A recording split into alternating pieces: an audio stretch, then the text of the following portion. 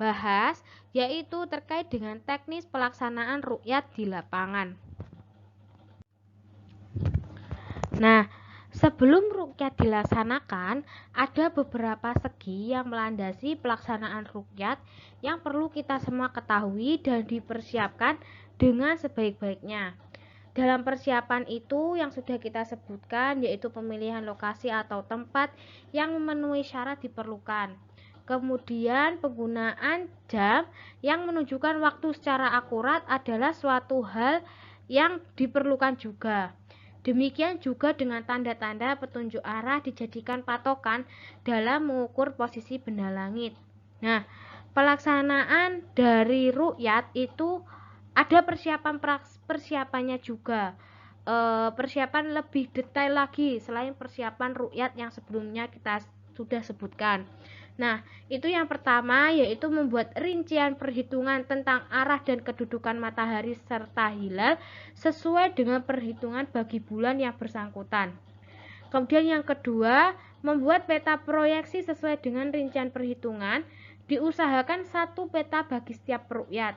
Kemudian yang ketiga, menentukan kedudukan peruqyat atau syahid dan memasang alat-alat pembantu guna melokalisir atau mentakyinkan jalur tenggelamnya hilal untuk mempermudah pemantauan atau pelaksanaan ruqyat sesuai dengan peta proyeksi ruqyat.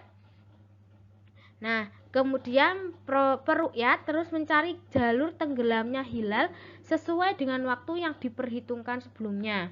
Kemudian yang kelima, peruqyat ini boleh menggunakan alat yang diyakini bisa membantu memperjelas pandangan. Kemudian setelah hal-hal ini dilakukan, insya Allah hilal akan terlihat.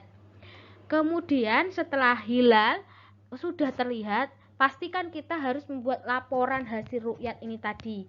Nah, ada dua macam prosedur yang ditempuh dalam penyampaian laporan hasil pelaksanaan ruqyat.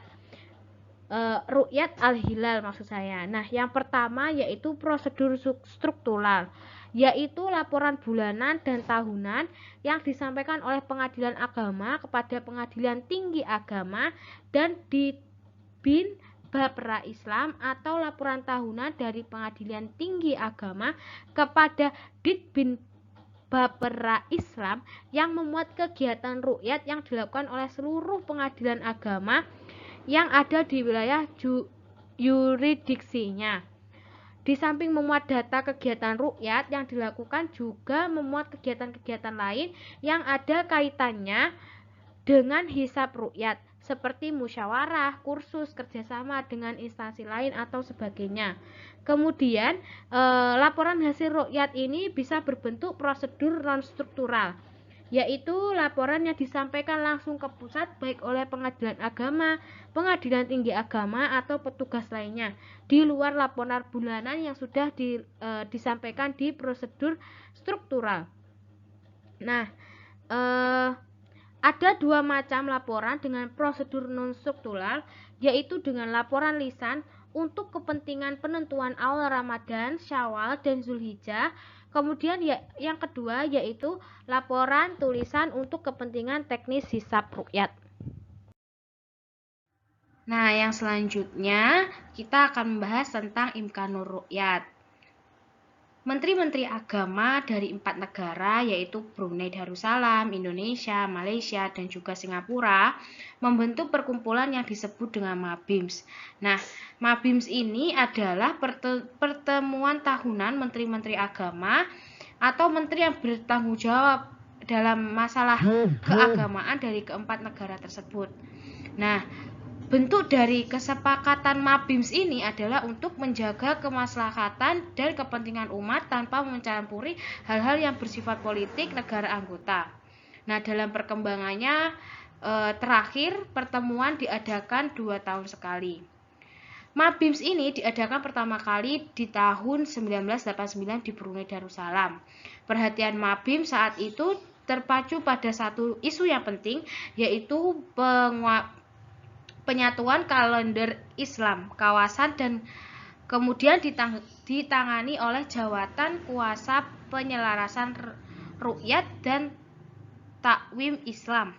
Nah, Kemudian musyawarahnya dari jawatan tadi pertama kali diselenggarakan pada tahun 1991 dan terakhir diselenggarakan di Bali dan terakhir dilaksanakan di Bali Indonesia tahun 2012. Keputusan penting dari jawatan ini tadi terkait dengan kalender Islam, salah satunya yakni teori visibilitas hilal yang kemudian lebih dikenal dengan visibilitas hilal MABIMS. Nah, syarat dari visibilitas hilal MABIMS ini yaitu ketinggian hilal tidak kurang dari 2 derajat, elongasi tidak kurang dari 3 derajat, dan umur bulan tidak kurang dari 8 jam.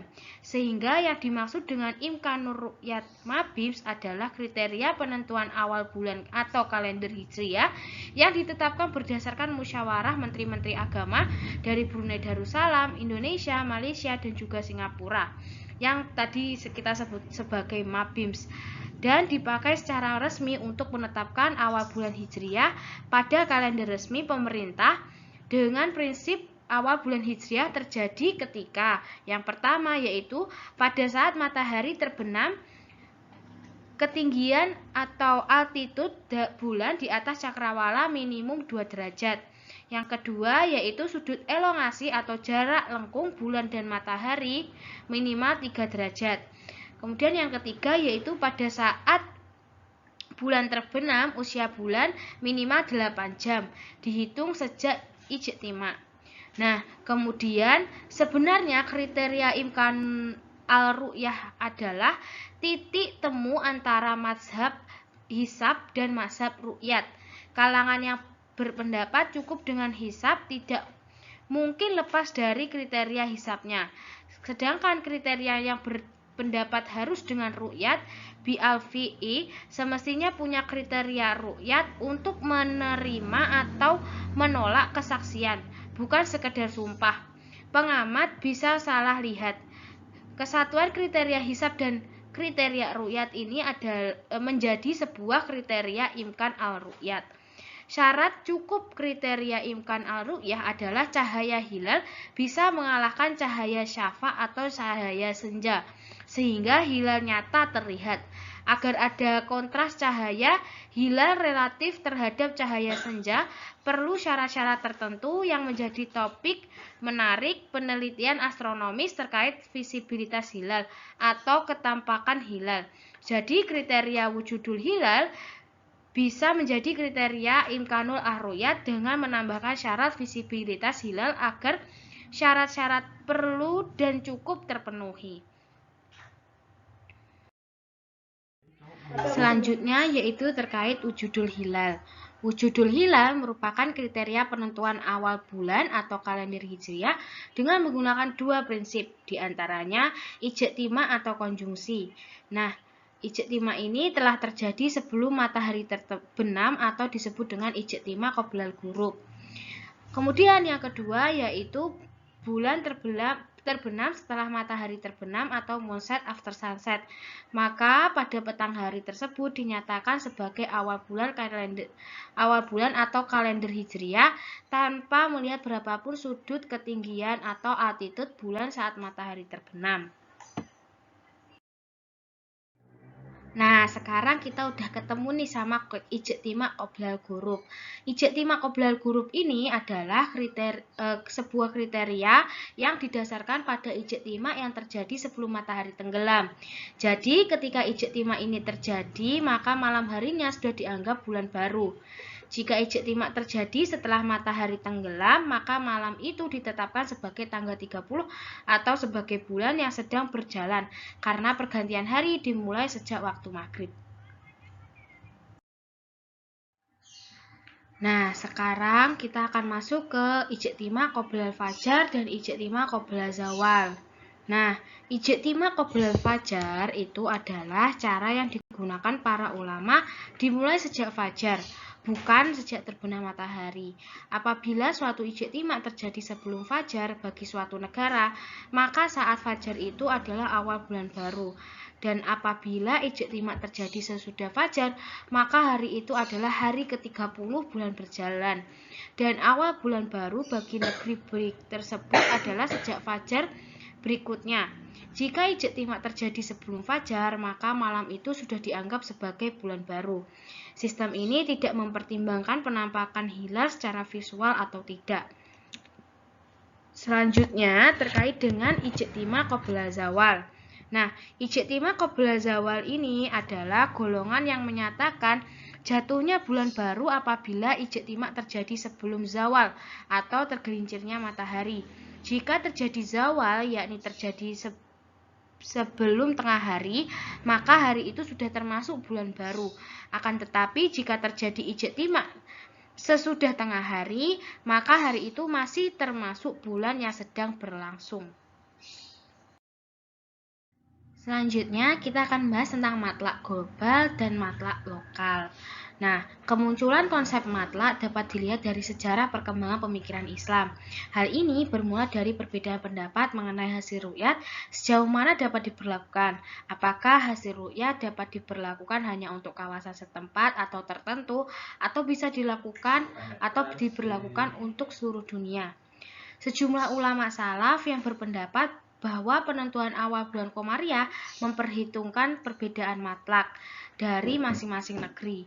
Nah, berdasarkan ru'yat yang dilakukan di negerinya masing-masing dengan alasan konteks hadis sumuli ru'yati ditujukan bagi yang melihat hilal sehingga hasil ru'yat hanya berlaku di sekitarnya dan di daerah yang masih satu matlak. Kriteria satu matlak adalah jarak 24 farsah atau sejauh 133 km. Sedangkan daerah yang jauh lebih dari 133 km tidak terikat dengan ru'yat yang terbukti pada suatu tempat. Dari pendapat Imam Syafi'i inilah kemudian munculkan gagasan konsep wilayatul hukmi, dan ini sangat beralasan karena berangkat dari konsep ulil amri sebagai pemersatu umat. Melalui konsep ini diharapkan untuk mengantisipasi dampak negatif perbedaan penentuan awal bulan Komariah yang disebabkan oleh perbedaan matlak, di mana diketahui bahwa jarak Indonesia yang membentang antara ujung barat sampai ujung timur adalah 5.200 km. Jika dalam jarak 133 km adalah satu matlak, maka Indonesia akan ada sekitar 39 matlak. Karena kesulitan ini, maka menurut Sahal Mahfud, Nahdlatul Ulama berpindah mazhab wilayatul hukmi, yaitu ru'yat berlaku untuk seluruh wilayah negara Indonesia. Selanjutnya yaitu kaitannya dengan wilayatul hukmi. Wilayatul hukmi sendiri ada dua versi di Indonesia, yaitu yang pertama versi Nahdlatul Ulama dan juga yang kedua versi Muhammadiyah. Nah, kalau versi Nahdlatul Ulama ini berpendapat bahwa penetapan awal bulan terutama yang berkaitan dengan ibadah, misalnya Ramadan, Syawal, dan juga Zulhijjah harus ditempuh dengan ru'yat.